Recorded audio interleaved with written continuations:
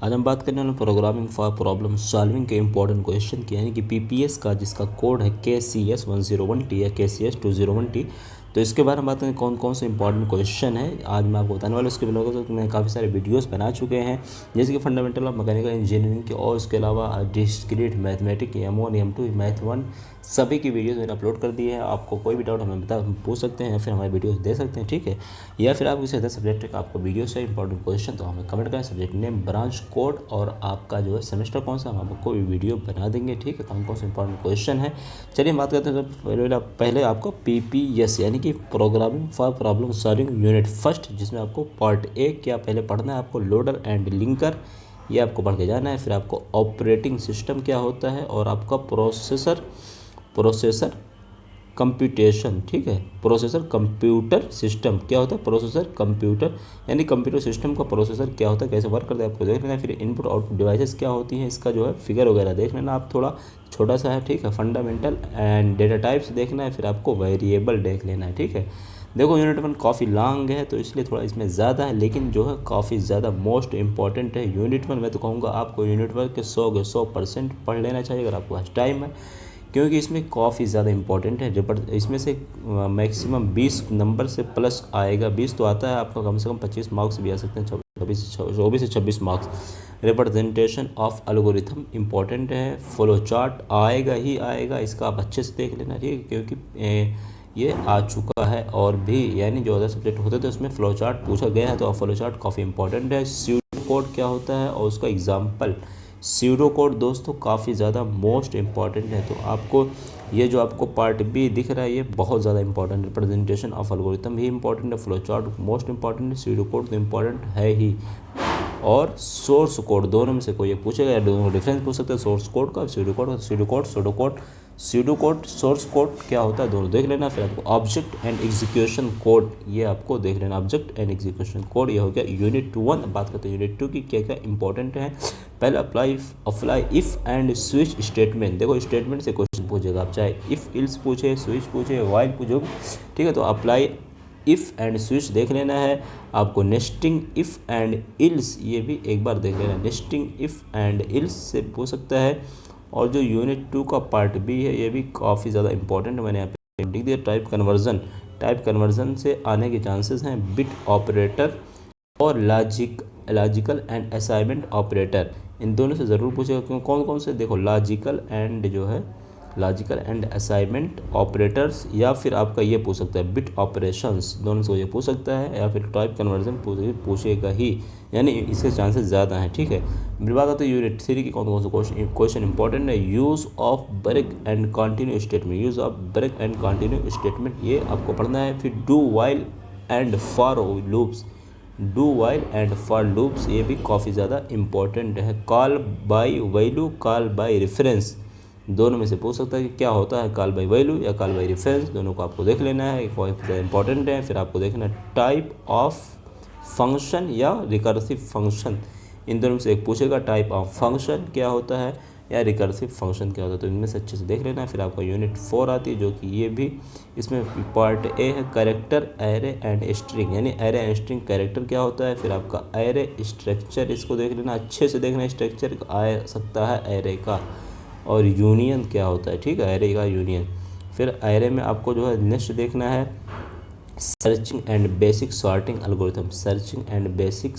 Algorithm, और notation से question मैंने कहा, तो नोटेशन देख लेना क्या वगैरह। नोटेशन देखो, नोटेशन और नोशन अलग आ, तो इसलिए आपको कंफ्यूज नहीं होना है। फिर आपका आता है न्यूमेरेटेड डेटा टाइप, क्या आता है, न्यूमेरेटेड डेटा टाइप, ये आपको एक बार देख लेना है, ठीक है।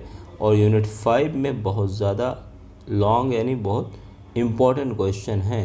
पहले आपका डायनेमिक मेमोरी एलोकेशन से क्वेश्चन पूछेगा, पॉइंटर से एक पूछ सकता है, पॉइंटर देख लेना। नोशन ऑफ लिंक्ड और notion of order of complexity, इन दोनों से एक पूछ सकता है, नोशन ऑफ लिंक्ड या फिर notion of order of complexity. मैं रिपीट कर देता हूँ, 5वें से कौन कौन सा, डायनेमिक मेमोरी एलोकेशन से एक पूछ सकता है, पॉइंटर पूछ सकता है, नोशन ऑफ लिंक्ड या फिर notion of order of complexity से क्वेश्चन पूछ सकता है, तो आप देख लेना। फिर आपका आता है जो नेक्स्ट क्वेश्चन इसका 5वीं यूनिट का, क्या है, pointer and file handling declaration, pointer and file handling declaration, यानी डिक्लेरेशन है किसका, पॉइंट एंड फाइल हैंडलिंग का, और इसका एप्लीकेशन भी देख लेना है किसका, pointer and file handling application की। बात करें यूनिट वाइज, हम बात करते हैं मोस्ट जो इंपॉर्टेंट है। देखो अगर आप मुझसे पूछेंगे कौन कौन सी यूनिट पढ़ना चाहिए तो मैं बताऊंगा यूनिट 1 आपको कभी नहीं छोड़ना है अगर आप पास होना चाहते हैं, और यूनिट 2 से इफ़ इल्स पूछ सकता है, लेकिन मैं बताऊंगा यूनिट 2 पढ़ लो आप, पहली दूसरी अच्छे से पढ़ लो, फिर आपको पढ़ना चाहिए जो बेस्ट है 5वीं यूनिट, 3 यूनिट 100% पढ़ लो, आप गारंटी देता हूँ पास हो जाओगे, कभी बैग नहीं लगेगी और 60% प्लस ही मार्क्स आएंगे। लेकिन जिससे बता दूँगा आप सभी पढ़ लेंगे तो आपके 70 to 85 मार्क्स तक आ सकते हैं, ठीक है, 90 भी बन सकते हैं अगर आप पढ़ते लेंगे अच्छे से।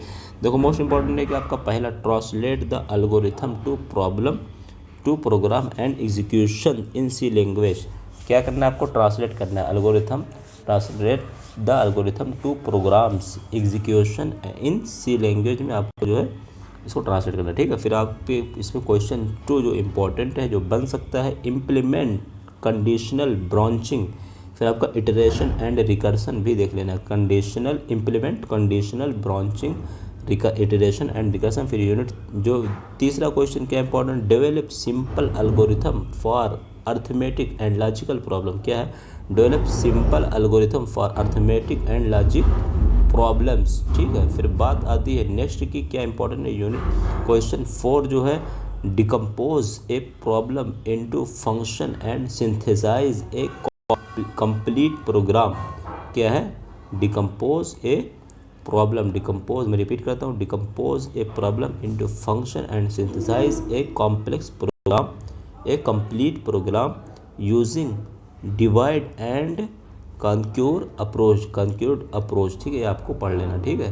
फिर बात आती है इनपुट आउटपुट डिवाइस, इसके बाद जो पढ़ना है आपको इनपुट आउटपुट डिवाइस से क्वेश्चन पूछेगा, वेरिएबल से क्वेश्चन पूछेगा, सीडो कोड और उसका एग्जांपल पूछेगा, फ्लो चार्ट 90% उम्मीद है, सोर्स कोड उम्मीद है कि ऐसा हो सकता है दोनों पूछे, सीडो कोड भी और सोर्स कोड भी, इफ़ एंड स्विच स्टेटमेंट काफ़ी important, character array and string काफ़ी इंपॉर्टेंट है, नोटेशन रिकर्सिव फंक्शन, ये आप देख लेना सारे जो मिलता है मोस्ट इंपॉर्टेंट। इसके अलावा यूनिट वाइज भी, और अगर आप चाहें तो इसमें ऐड कर सकते हैं, बट इसमें आप कुछ कम ना करना जितना मैंने बताया, क्योंकि स्टूडेंट कहते हैं कि सर आप इतना लॉन्ग और लेंदी सिलेबस बताते हो या इतना ज़्यादा बताते हो। मैं बताता हूँ यार, आपके पेपर में 25 क्वेश्चन होते हैं, 25 क्वेश्चन मतलब समझ सकते हैं, अगर आपको 25 क्वेश्चन वहाँ पे लिखना है तो आपको कम से कम 50 क्वेश्चन पढ़ना पड़ेगा, तभी आप 25 क्वेश्चन 50 में कम बता रहे हो, वैसे 100 से 150 पढ़ना पड़ेगा, बट इम्पॉर्टेंट कम से कम 50 पढ़े, ताकि प्रोबेबिलिटी उसकी हो 50% आने के चांसेस हो एक क्वेश्चन के,